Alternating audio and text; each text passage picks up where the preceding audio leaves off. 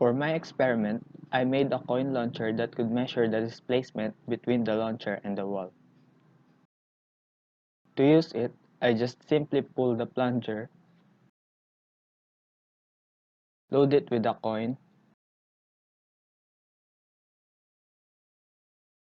turn on the circuit, aim, and press the trigger. It displays the total distance in the LCD display. This experiment is a combination of experiment 2, where we dropped a coin, and experiment 4, which is the sonar experiment. I actually got the idea to make this from experiment 4 because I was so frustrated that it was very difficult to make the sonar work. I wanted to make a distance measuring device like a sonar, but without the hassle, so I made this.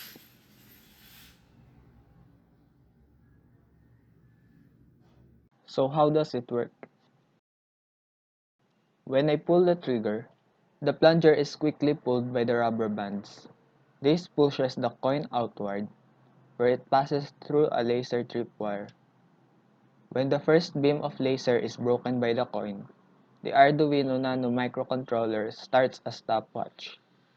Eventually, the coin breaks the second laser beam and the microcontroller records the time it took for the coin to travel from the first laser to the second. Since the distance between the two laser beams is known, I can divide it with the time to get the initial velocity of the coin. Right after the second beam is broken, the microcontroller starts another stopwatch and waits for the sound of the coin hitting the wall before stopping it.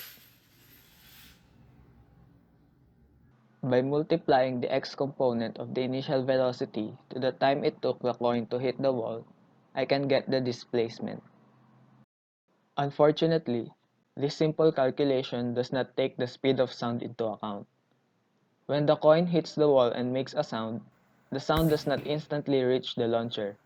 It travels at about 345 meters per second at room temperature, so the time that the microcontroller actually records is the time it took the coin to reach the wall plus the time it took the sound to travel to the launcher.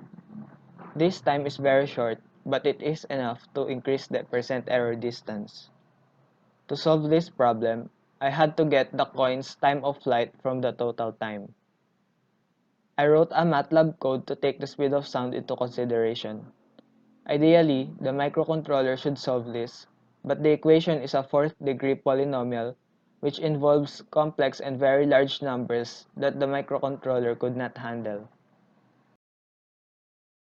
Before I learned about MATLAB, I actually had to derive the equation and manually input the values to my calculator. This calculation uses gravitational acceleration, which I measured in phyphox to be 9.5 meters per second squared. Since the equation is a fourth-degree polynomial, there are 4 roots. There could only be one correct root for my purpose, and that is greater than 0 but less than the total time. This root is the coin's time of flight. By multiplying this to the x component of the initial velocity, I can get a distance value that is closer to the actual distance.